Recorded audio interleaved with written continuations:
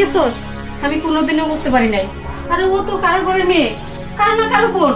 আর যদি তোর বোন থাকতো, তোর বোনের সাথে যদি এরকম করতো, তুই কি করতি? হ্যাঁ শোনো মা, তুমি আমার কাছে নাক গলাবে না। নাইম ছাড়ে দে। যাও মা। মা তোরা ইসকা আমার মারবি। মা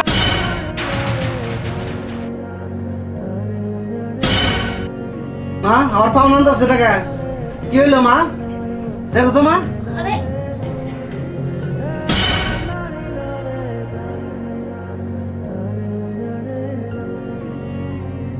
এই তোমার গামছাটা নিয়ে যাও।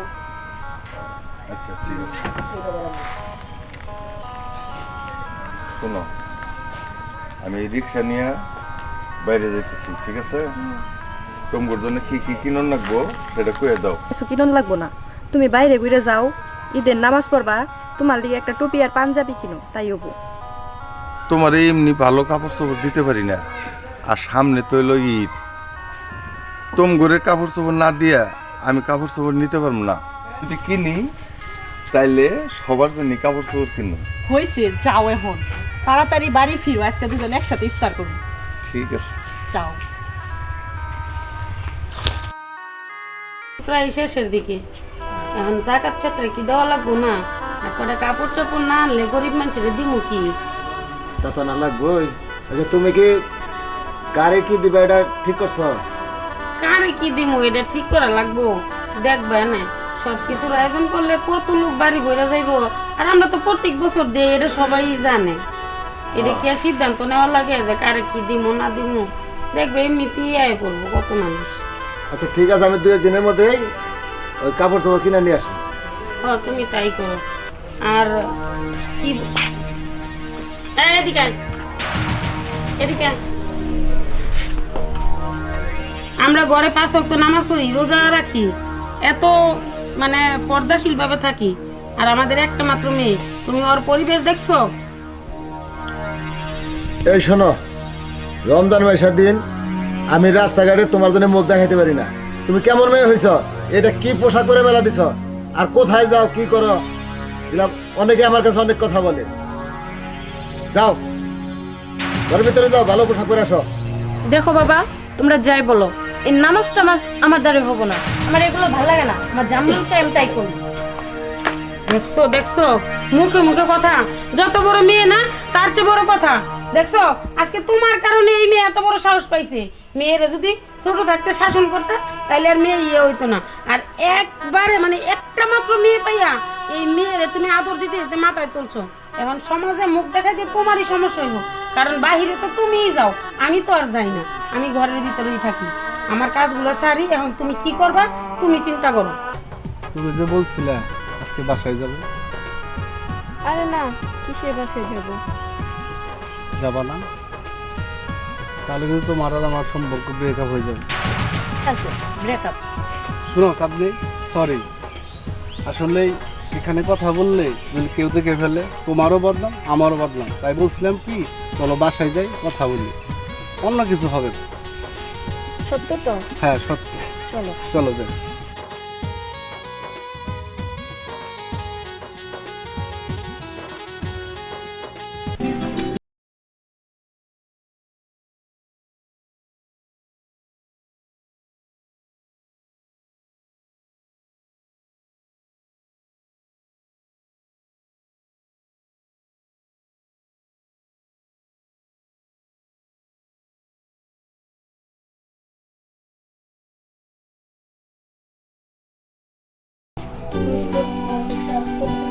কোথায় তো বলবো, বললে কি হয় না? এরকম কথা কেন? হ্যাঁ ছাড়ো। এতটা নিচে নেমে গেছস? এতটা জানো আর তুই? আরে এই মেয়ে আমার বাসায় আনছস কি? কেন আনছস? হ্যাঁ তোমার কাছে বলতে হবে? দেখ নাই, আমি তোর মা। তুই এতটা নিচে নেমে গেছস আমি কোনোদিনও কল্পনা করিনি। তুই এতটা খারাপ হয়ে গেছস আমি কোনোদিনও বুঝতে পারি নাই। আরে ও তো কারো ঘরের মেয়ে, কারো না কারো বোন। আর যদি তোর বোন থাকতো, তোর বোনের সাথে যদি এরকম করতো, তুই কি করতি? হ্যাঁ শোনো মা, তুমি আমার কাছে নাক গলাবে না। নাইম ছাড়ে দে। যাও মা। মা তোরা ইসকা আমার মারবি? মা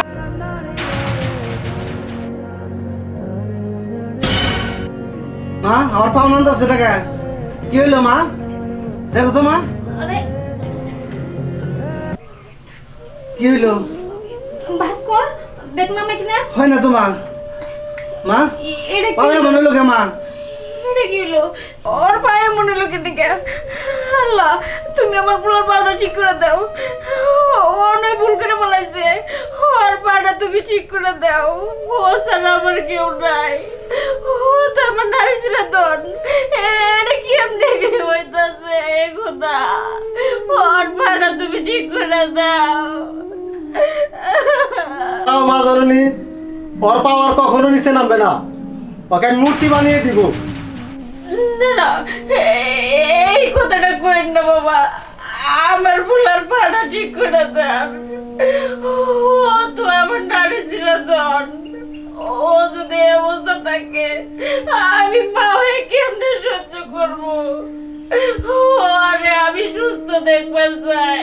ও ছাড়া আমার কেউ নাই। আমি আপনার কাছে আচর করতেছি। ও তো বলাবন মানুষ, ভুল করে বলাইছে। আমি মা কেমনে সইব? মা আমি আর কখনো ভুল করবো না মা, তুমি আমারে মাফ করে দাও মা। হ্যাঁ তুমি আমার ক্ষমা করে দিও, তোমার সাথে অনেক খারাপ ব্যবহার করছি। আমি তোমাকে মাফ করে দিছি বাবা। ও ভুলাবন মানুষ, না বুঝে একটা ভুল করে বলাইছে। ওরে আপনি সুস্থ করে দেন। আমি আপনার কাছে হাত জোর করে অনুরোধ করতেছি, আমার ভুলাটা আপনি সুস্থ করে দেন। দেখ বেমান ছেলে, মা কাকে কয়? আর তোর মার অনুরোধেই আমি আজকে তোর পাও সুস্থ করে দিব। মা মা আর কত ভালো হয়ে গেছে গা মা। উঠো মা, উঠো মা। আল্লাহর কাছে লাখ লাখ উঠো। শুকরিয়া।